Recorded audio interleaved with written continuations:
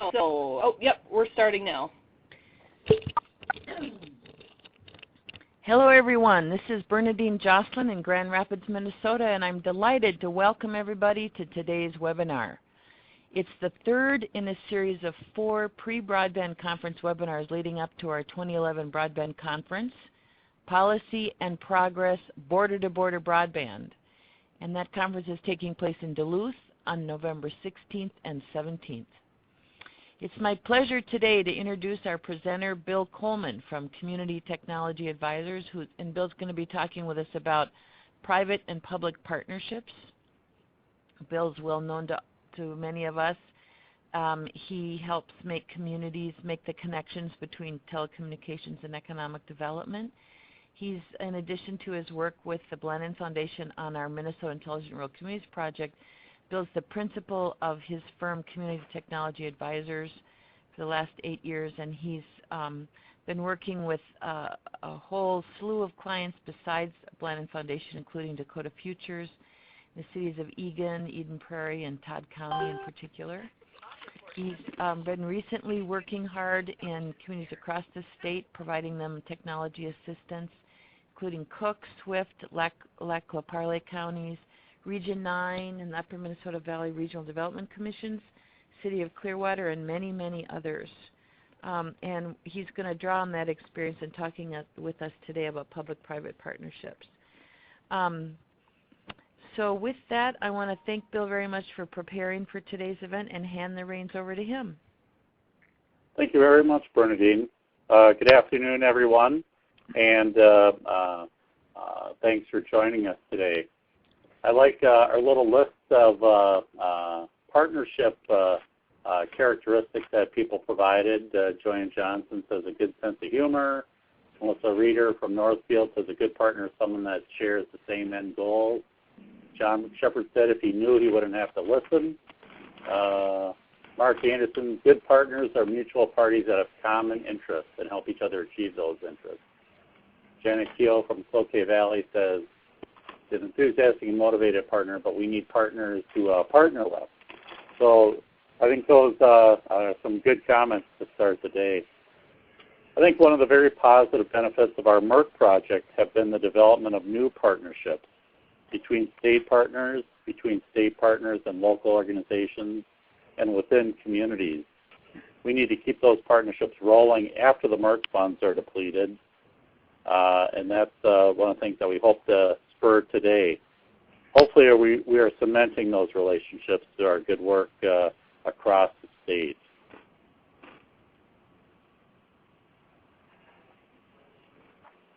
I think that every broadband policy document that I've ever encountered encourages public-private partnerships, and with good reason.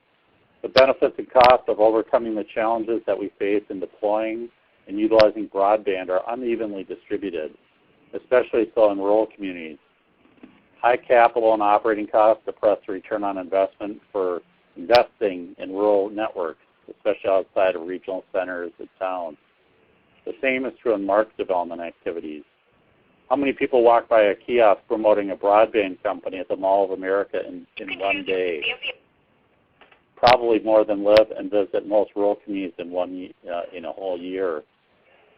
When the business community in a small town all get online and using all facets of broadband, the benefits to the community greatly exceed the benefit to the provider. More sales, cheaper cost of goods sold, a healthier Main Street. Significantly more benefit accrues to the community than to the providers. But you know, when they talk about engaging in public-private partnerships, you know, it's kind of like getting the advice I got when I went to my doctor this past week is exercise more and eat less.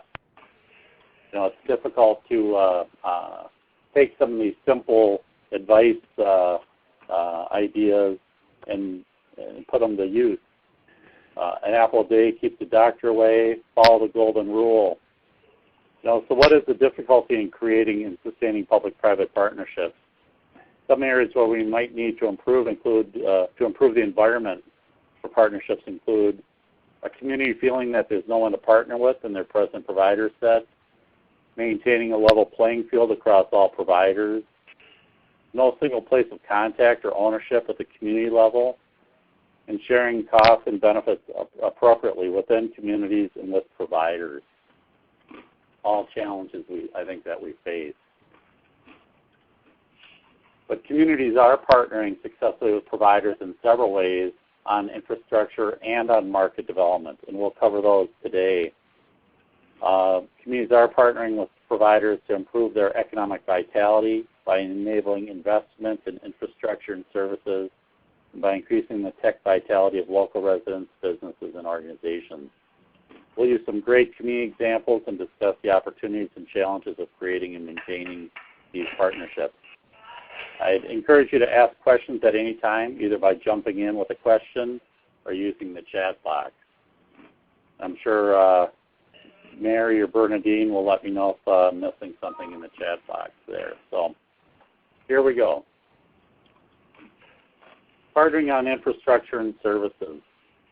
You know, we all know that having adequate infrastructure and services is a prerequisite now for community economic vitality. The bar on adequate is rising rapidly. In the Blandon blog today, there was listings of. I understand that council has. Excuse me? There's somebody who's not muted there, someone who's talking right now. I'd appreciate that. Before you begin your oral argument. The state goal, well, I was talking about the Blandon blog.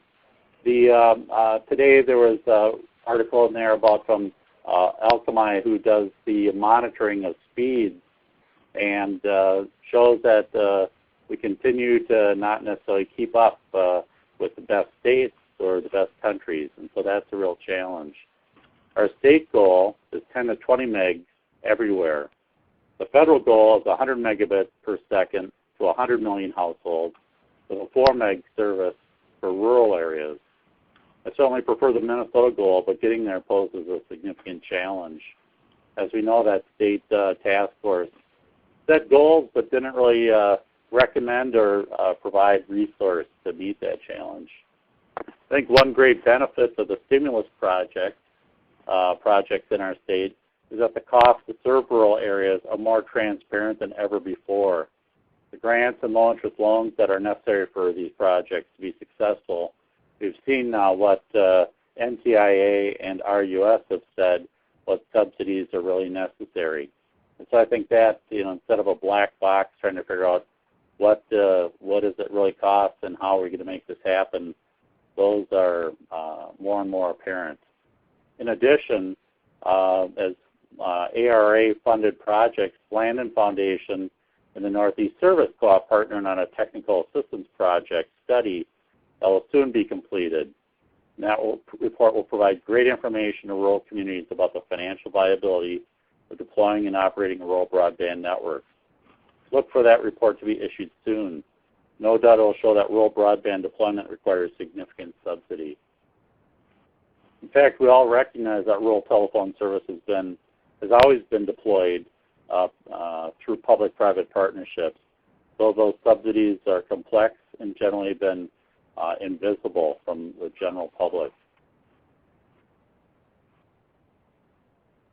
To partner or not to partner, we've got quite a list here of the benefits of partnering: improved broadband service, stimulating private sector investment, lessening the burden on the community acting alone, some shared risk, an easier political sell to folks in the community, a little more comfort that you're partnering with someone who knows what they're doing in a dynamic industry, and leverage those partner strengths.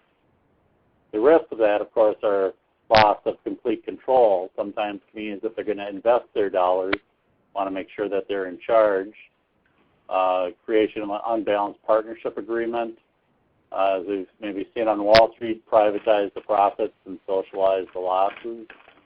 Or that partner fails to perform over the long and or short term through some of the choices they've made. I think one of the key ones there is that ownership change idea, that when you create a partner with someone, that they may not stay in their current form for the long term. The question of whether or how to partner generally evolves as the community goes through the detailed planning process. Some of that consideration is financial. It also may be political. Having a partner can make things go incredibly smooth, easier ramping up of services. They have established procedures, billing, they have experience. But having that bad partner can be a very difficult experience, resulting in finger-pointing, delays, lost customers and reputation, and lawyers. So I think that idea about partnering is something that really requires great consideration up front and then care as you move through that process. Selecting a partner, I think the first thing is to know thyself, prioritizing your community goals. And I've listed some of those there. Reducing the risk, control the service offerings, ubiquity, which of course is broadband everywhere, affordability, which is critical for competitiveness and digital inclusion. Some people want to increase the competition. Obviously, economic development is a critical piece of that. Knowing that partner, compatible goal fit, I think is really important. A reputation for service, technology preferences, and that company's long-term ownership plan. Community should spend considerable time and energy determining your own goals. You may have some additional ones here besides the list. Prioritizing your goals may make it more difficult to fulfill others. For example, the cost of reaching far-flung customers put ubiquity and affordability at odds. Partnering with the incumbent provider may impact the competitive environment. You should spend a considerable time investigating possible partners and understanding their goals, their company culture, technology preferences. A company positioning itself for a sale may transition your community partner from a family-owned company down the road to a global capital venture or venture capital firm. So that, I think, is really an important piece of this. The ways to partner, I was thinking about this the other day and kind of put this list into two pieces, the direct financial participation and then that non-cash value that a community can add to a partner. Long-term finance tools are one of the primary assets that communities bring to the broadband table. In the economic development finance world, matching the life of assets to the finance tool is the primary benefit of the SBA 504 program, something that most economic developers know about, making sure that companies can finance their equipment over the life of the asset. Bonding and capital leasing are the two primary tools that communities can use. Two other strategies, reducing costs and improving cash flow, can be powerful incentives as well. Access to the public right-of-way can be a significant cost of new telecom providers. Communities need to be sure of the need to treat all companies fairly, however. The City of Minneapolis wireless network, owned and operated by U.S. Internet, was established by prepayment of significant wireless connectivity fees by the City of Minneapolis to the company. The city has not used the network to the extent of its prepayments yet, but the model is viewed as an excellent success story in the coverage and quality of that Wi-Fi network. One of the real few cases of success there for community wireless networks. Most people think that network is owned and operated by the city. However, they actually have very little to do with it on a day-to-day basis. There's also significant non-cash ways to partner to further network deployment. Aggregation of demand is the most significant way to do that, essentially bundling up the large public sector customers to the new provider, resulting in lower costs for the end users, plus higher bandwidth services for the users, and then a base of revenue and customers for that new provider. And we've seen that in many places in the East Central region with the ECMEC educational network, and also in the Brainerd Lakes area with Consolidated Telephone in the school district there. The city can also make an underutilized piece of city property or building available for little or no cost. They can help. I know that happened in St. Charles with Hiawatha Broadband Company, an empty store on Main Street that the city EDA owned, and they made that available to Hiawatha. Certainly makes that company feel welcome, and that local presence is great. The community can also help to market the new market entrant by holding technology fairs and publicity efforts. Very interesting. Google, of course, made a huge effort to attract or to solicit interest from communities. Over 1,000 communities put in proposals.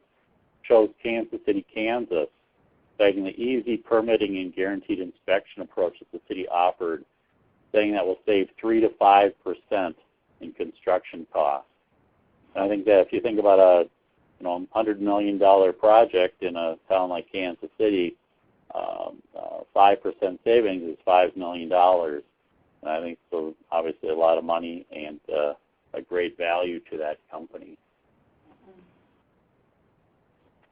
This chart is something that I created this week, and looking forward to seeing people's reaction to it. And it essentially takes the goals that we talked about earlier, to reduce the financial risk, service offerings, ubiquity, economic development, competition, affordability, and puts those across some of the various ways of that a city could partner with a telecom provider. The green is obviously the strong impact and ability on that goal. The yellow is kind of a moderate impact, and red is little or no impact.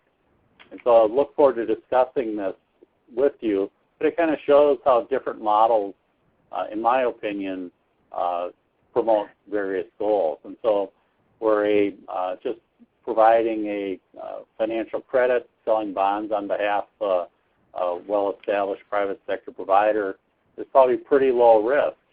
But then you lose other things. You lose the control over the service offerings. Maybe you lose some control over ubiquity and economic development goals. You may or may not increase competition. I'm not sure what my thinking is why that is a red dot there. Maybe it should be a yellow.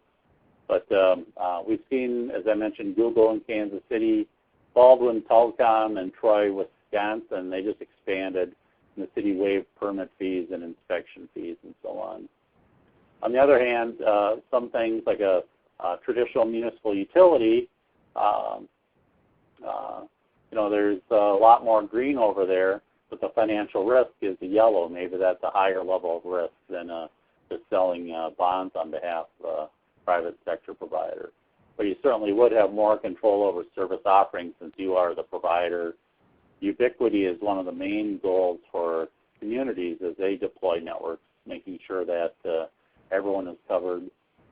Question about competition is that's the yellow, and I think if you have a municipal utility, there'll be questions of whether the existing providers will respond competitively as they have in Monticello, or maybe they'll just kind of lose interest in your town, go to essentially a one-provider town. And so I think that's more of an open issue. Doing nothing on the far side, certainly no financial risk to the community in the short term, but you really lose your control over making things happen in your town. In any of these items, you can change those from red to yellow or yellow to green through a good negotiation. Look forward to talking with this chart about folks at the Broadband Conference. Or if you have ideas or feedback as you look at it, I'd be happy to hear those. And certainly open to revisions and more options and so on. One of the things that I did not really talk about here and think about is those middle mile networks. And we've seen a lot of the aggregating of demand on the middle mile networks, like the Northeast Service Co-op or the XNEC in the East Central region, where those bundling up customers to bring more choice, especially over that long haul issues.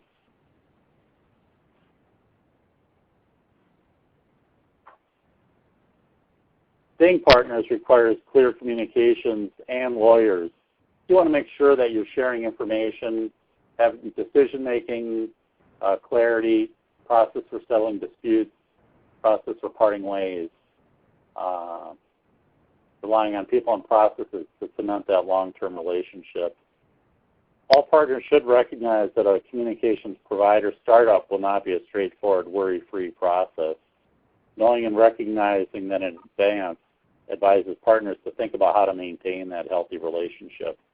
I think we've seen that in a number of places in the Joint Powers Board and that the Wyndham 8 Community Project down in southwest Minnesota, seen that in other places as well, Lake County.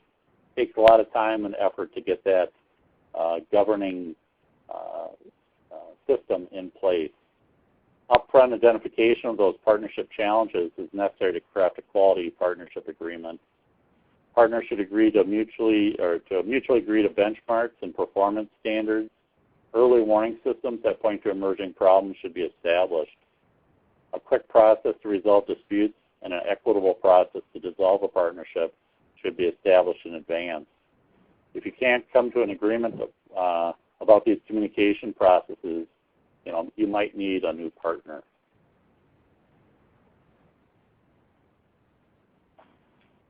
As I thought about this, I thought about the idea, and we've seen this now in a few places, that an emerging trend for community broadband in Minnesota is the interest of incumbent providers in partnering.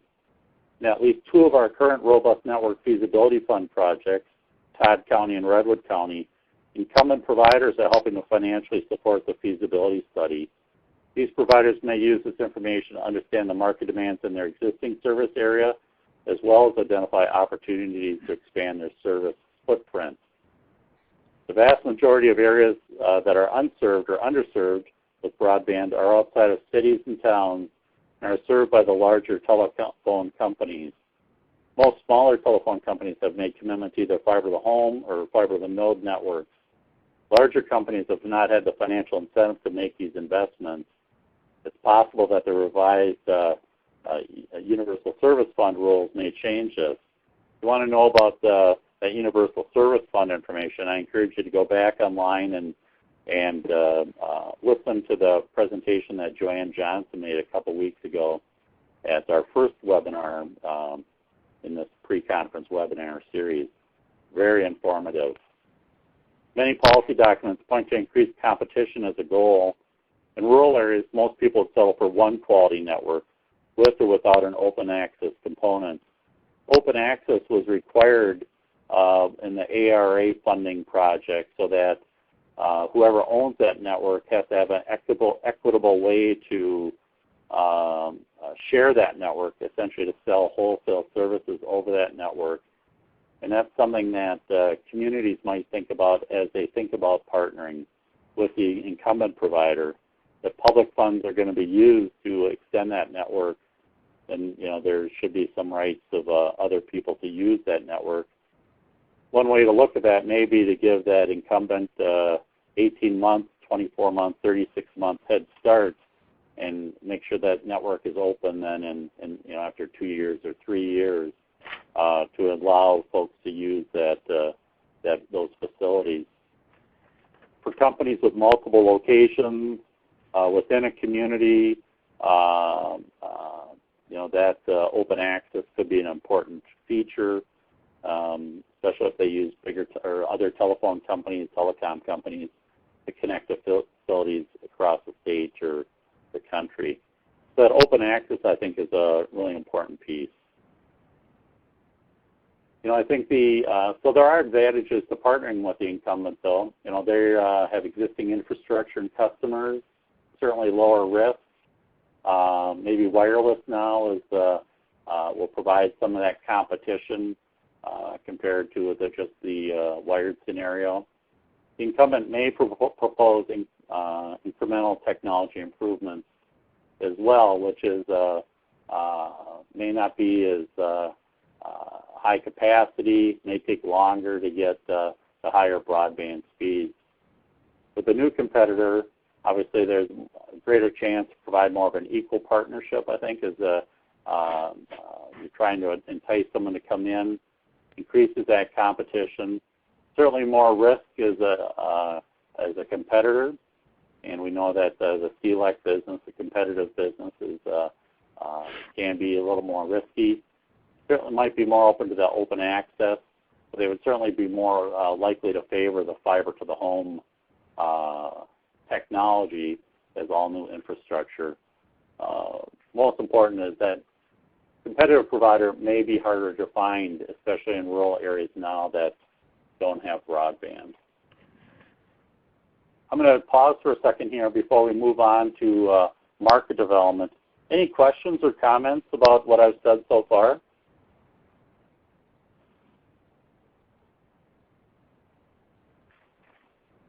I'll give you a second to unmute your phone.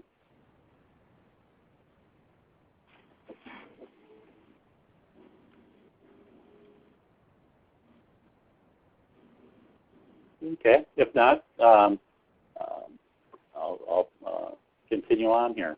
You can also have time here at the end for more discussion. Partnering on market development opportunities.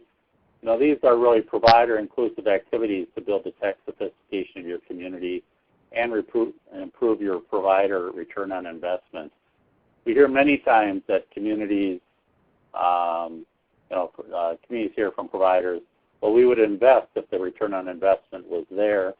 Some of those return on investments might just be a bit short of that investment hurdle that the company has.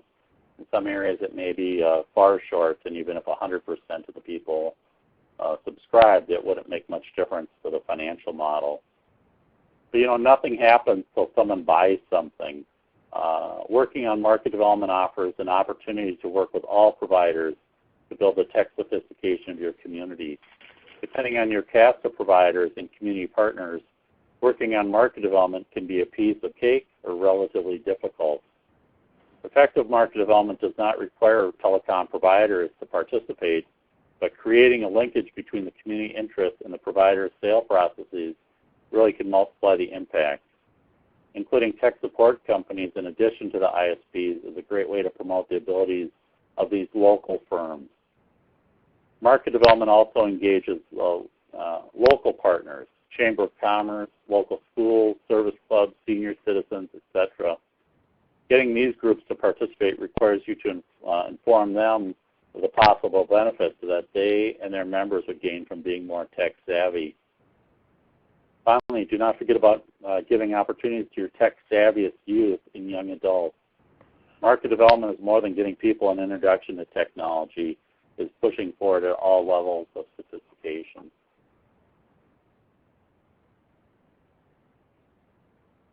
These are what I see as 4 areas of market development activities. It's addressing digital inclusion. We'll talk more about that. We'll talk more about all these. Building that community awareness and skills, creating and sharing community content, supporting technology adoption by key community institutions. Many market development efforts are aimed at digital inclusion, helping those who are not online due to lack of money or knowledge or disability status get online. But I think these other 3 are equally important for that vitality of a community and really to drive the goals of community vitality, I think, critically important. Through our MERC project, we've done a lot of all these activities, a strong focus on the digital inclusion piece, but I think a lot of our projects are about that community content and that technology adoption by key community institutions. And it sure is fun to go out and see the kind of things that are happening there. In terms of addressing digital inclusion, 3 key elements there: computers, training, and connectivity. Digital inclusion is an important part of market development activities. Age and income are driving forces for low broadband adoption rates. The older and poorer, the lower the adoption rate. We know that these 3 elements aren't required for successful digital inclusion programs. It doesn't help people to be trained if they don't have access. It doesn't help to have access if they don't have the skills. So those all work together. PCs for People is a great MERC partner distributing refurbished PCs. Comcast is now offering $150 home computers for families that qualify for free lunch.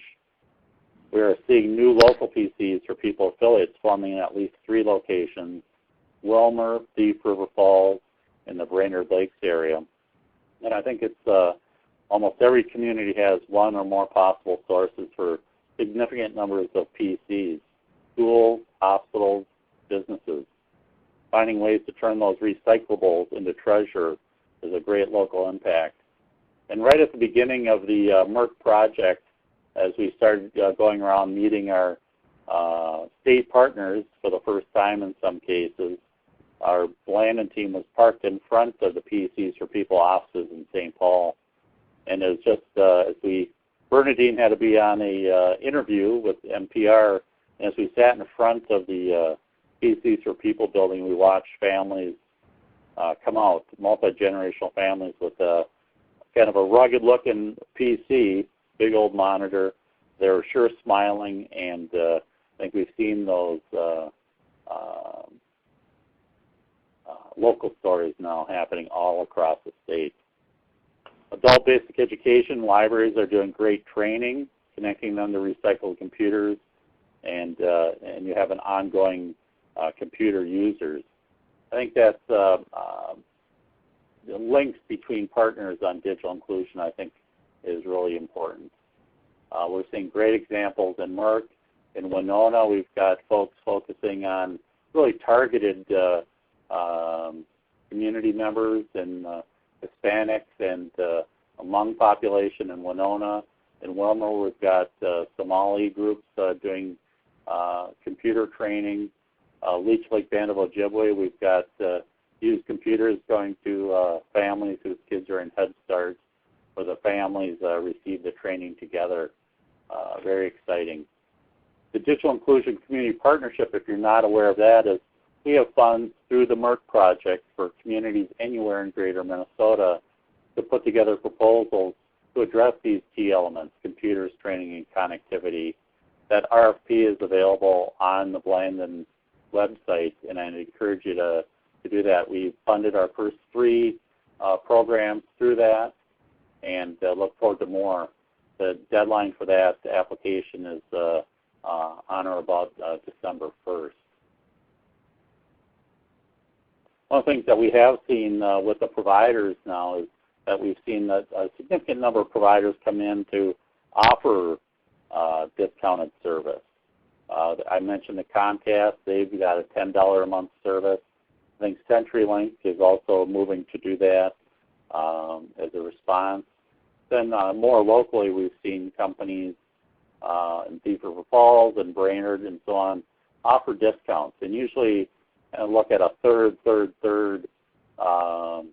scenario where a provider offers a discount of a third. The community, through the MERC dollars or some of these digital inclusion community partnership dollars, pay for a third, and that subscriber pays for a third. And I think that so far that's working pretty well.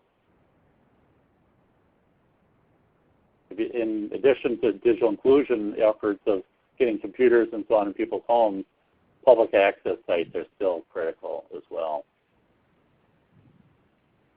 Building community awareness and skills at all levels, not just the beginner.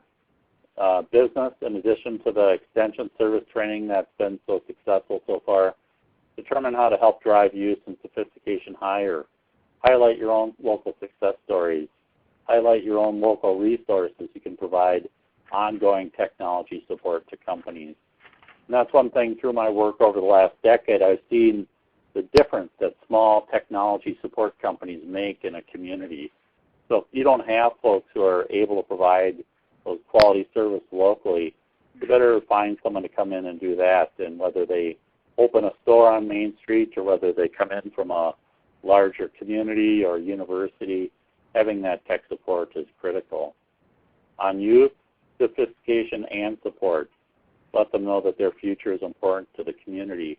And by supporting them, giving them really high levels of training, access to broadband, big broadband, whether that's for fun and gaming and graphics and video, or whether that's for the pure skills like Cisco Academy, website development. And then seniors, I have a list of activities there. Find out what interests them, go where they are. And then finally, begin using technology to keep seniors happy and healthy. and connected to the community. And we've heard of a couple examples, I know, in Upper Minnesota Valley and in Wilmer and Benton County MERC projects. They are starting to use that technology to connect seniors to the community. So I encourage you to think more about that and promote that in your community. Create and share community content. Yesterday's webinar with Upper Minnesota Valley communities for the first time getting simple websites. What we know about calendars and video, newspapers for the snowbirds, connections to the schools, connection to worship. All these things I think are critical for this. I think as we see the trend, the video is important. So if your website doesn't have any kind of interactivity, any videos, you need to really promote that. Cook County does a great job. If you go to borealaccess.org, they've got essentially a community YouTube channel growing there, and it's used by many, many people to put content on.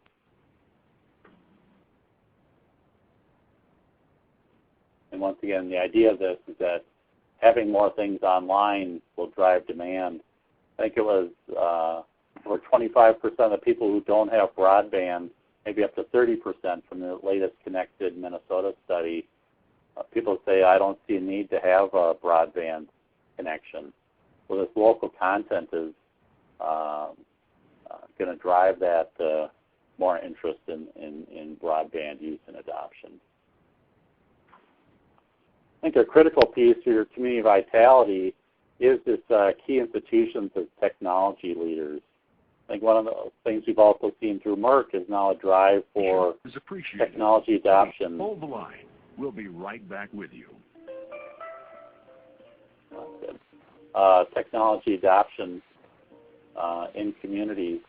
Bond issues, hospitals looking to use more technology, and so on. So try and multiply those kind of things.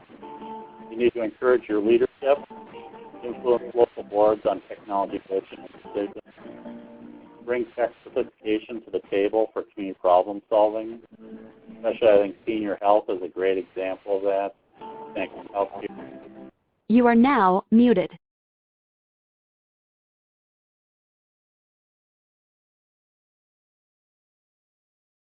You are no longer muted. Also see those kind of things in communities around schools, that either kids who are homeschooled, kids who have long-term disabilities, a lot of ways to get the folks to step up and use some of these new technologies and expand the benefits. As in the marketing is the key part of the intelligent community framework, and when you can show people looking at your community these kind of technology applications, I think it does a lot to change the image of your community from maybe a small, quiet farming community into a lively technology center where people say, this is a great place to live. Rural communities face many issues: economic development, jobs, healthcare, Main Street, education, community survival. Technology will be a key component of any survival and thriving strategy. Communities have little choice but to actively engage in promoting broadband access and use. Telecom providers face their own challenges: changing regulatory environment, dynamic technology, declining populations in some areas, changing demographics. Their choice on how to decide to engage with communities will impact the future of the community as well as their own. For providers, it's kind of a choice of whether they want to engage in broadband development in rural communities. The communities, they don't have much of a choice. But where you can really entice your providers to participate with you and to partner, trying to help them meet their goals, you're going to have great success. I encourage you to explore the possibilities and to exploit those opportunities. So that's my presentation. Very interested in any comments or questions about what you heard, or your own challenges in trying to find partners or to partner with providers. Thank you, Bill. This is Bernadine again in Grand Rapids. I'm reminded of that saying that about change being inevitable, but intentional response is optional. So I think what you've invited us into is to how to be more intentional as communities and leaders in our response to the opportunities and challenges of connectivity and bringing those benefits to our communities.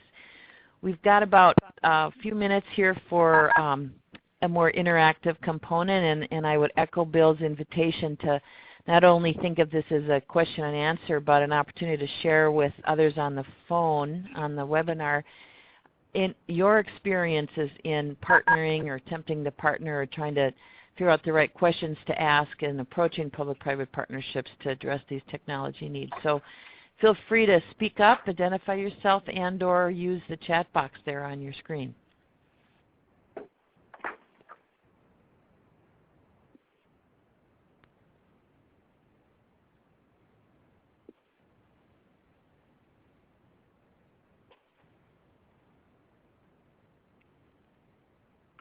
Janet Keel, I know who's on the line here, so I can ask questions.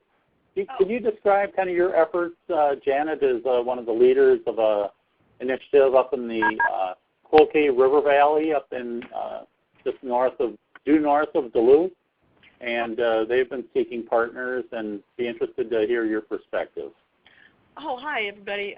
Yeah, I am a supervisor in a township board that is located north of Duluth, and there's about 5 of our rural townships that have gotten together to try to attract a provider to provide broadband because we really don't have any options. My township has satellite and dial-up, and so we put out a questionnaire and got a great response. There seems to be a lot of demand, and so we've now gone out and we're starting to talk about the demand and the types of needs to a couple of the new broadband projects up here, like the Lake Connections project in Lake County. We're going to visit with the Northeast Services folks. We've talked to CenturyLink. We've talked to Frontier. We're talking to the county commissioners and to the Regional Development Commission. We're just going out and marketing. And everybody has been actually quite excited about the grassroots enthusiasm and motivation and the nature of need. And there's somewhat of a surprise that there's such a gap up in our area. So we haven't yet found a partner with who help us, start funding some of the aspects of getting broadband out there. But I think we will eventually once we learn more and once we talk to more folks. I appreciate Landon Foundation for giving us a lot of advice, helping us with our SurveyMonkey questionnaire. You're welcome. Thank you.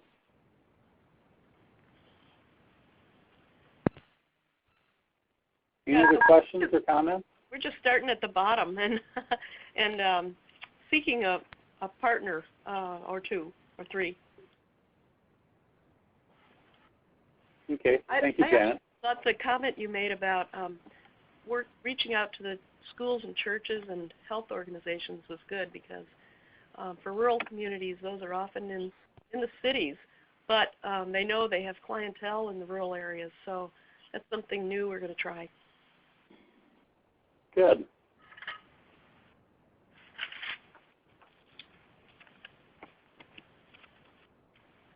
Any other challenges or success stories people want to share?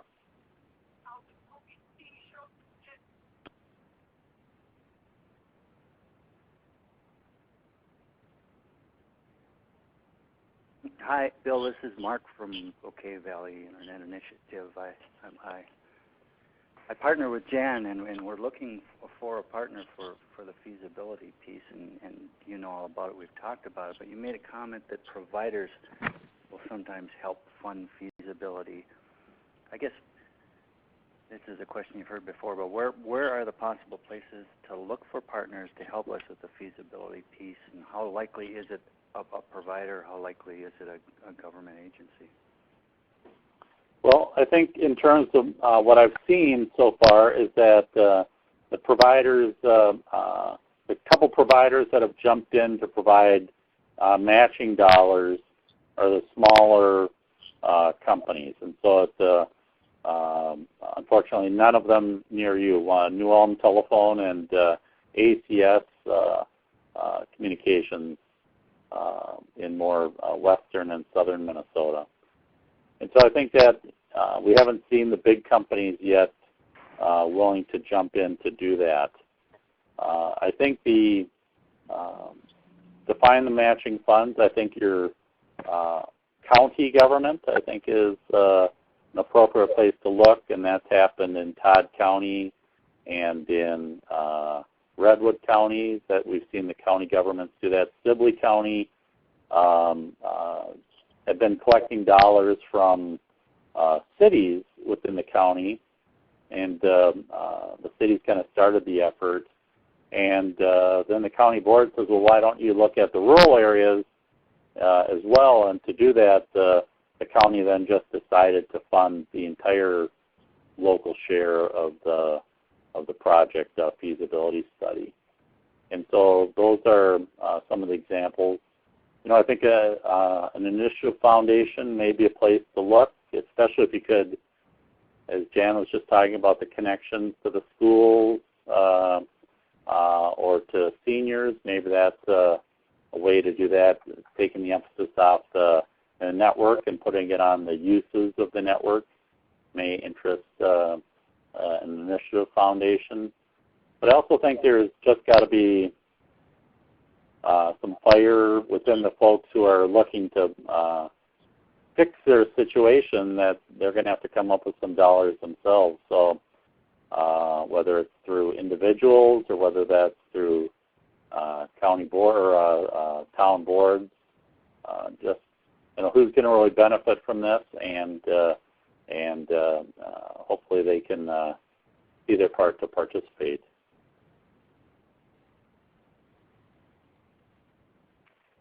Thanks. So thanks for that question, Mark. And I think that is a challenge. I've been working in another rural county, and when it comes time to do the feasibility study, no one's quite ready to put the money in, and so it's kind of a question, well, how big a problem is it if people won't buy into the beginning to address the solution? Because the feasibility study is just the first time people are going to be asked to dip into their pockets, and so it's if you can't raise those kind of dollars, then probably aren't going to be able to raise the bigger number of dollars that need to happen to finance a network.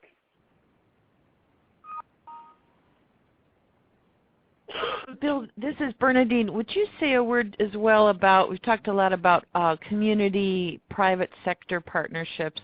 What about scale on the really community side, and the choices and really pathway involved in trying to aggregate communities to get to a scale that it's appropriate to partner with private sector on a service area?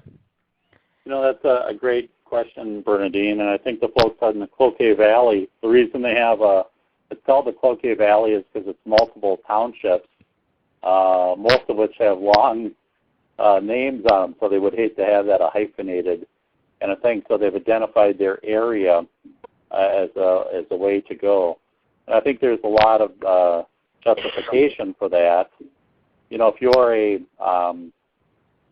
but in some ways that you really need, it's kind of two things. It's nice to have enough people to make something happen, to interest, that there's enough, we can say there's thousands of customers as opposed to hundreds. Hundreds is pretty tough to interest a provider. Thousands, that starts to get their interest. However, up in the Cloquet Valley, that gets to be, if there's 6 or 7 townships and each one is 36 square miles, you start to, you got the same density issue no matter what, but I think you need to have a certain number of folks interested to make things happen, especially to bring in a new partner. I think the place, in the areas that are lower density, smaller numbers of customers, then that's a bigger chance possibly to partner with the incumbent provider, because they're already probably halfway there, just looking at incremental improvements necessary to bring service to the area. Just today, I was forwarded an email through the Blandon Foundation site of something in Chisago County, and broadband ends, 0.2 of a mile down the road for her and her neighbors farther down the road. And so that's, solving their problem. Bringing a new partner isn't very feasible. Getting the existing provider to make the incremental improvements is much more likely. How that happens, I don't know if you need a joint powers board to extend another 1,000 feet down the road, but that's, I think, more different efforts are required there. Maybe more public pressure, more documentation of the demand for the service. We've seen now more and more counties participating at the county level, even though the services within the communities may be, marginally adequate, or they may be quite good. But the rural areas surrounding the communities may be totally unserved. And I think rural communities now are recognizing that, there's a lot of their gross county products, their economy is located outside of towns. There's home businesses, there's agriculture, there's doctors and other creative class folks who want to live out in more of a rural setting. And so for them to be competitive to attract people, once again, recruiting intelligent communities about how do you attract investment and talent. And we've heard a lot in the last couple of days with the Governor's Job Summit about talent and the importance of that. If you don't have the lifestyle that people are seeking as they choose locations, they're not going to choose your community. And we've seen that the Chamber Executive in Kanabec County has talked about that people come to visit, they think about living in the community, out in the rural part of the community, and then they find out they can't get broadband, and so they choose go again. They select some other place to live, and that the healthcare provider in Kanabec County echoed that sentiment as well. That they have a hard time attracting doctors who, through the rural lifestyle, they want to enjoy the benefits of some of that exurban living. If they can't get a broadband connection, they can't really practice medicine. So that's a challenge for them. Well, thank you, Bill. I see we're coming on up to our time limit here, so I want to honor everybody's afternoon and thank Bill so much for joining us today and for that terrific presentation. Thanks all of you for joining us. We were going to get the recording of today's session out on the next day or two on our Blandon Foundation broadband website. And I want to, as we depart here, just remind everybody that the final Pre-Broadband Conference Webinar is going to be held on Wednesday, November 2nd. The topic will be Community Transformation via Technology. And we're going to be hearing from two really dynamic presenters from our region up here in Itasca County, Mark Adams and Matt Gross from the Itasca Area Schools Collaborative, as well as their colleague from Cisco, Paul Thon. More information about the 2011 conference and the webinar series is available on our website. So please check it out and sign up for the conference. And again, thanks to everybody for their participation today. Have a great afternoon. Thanks a lot. Thank you. Okay.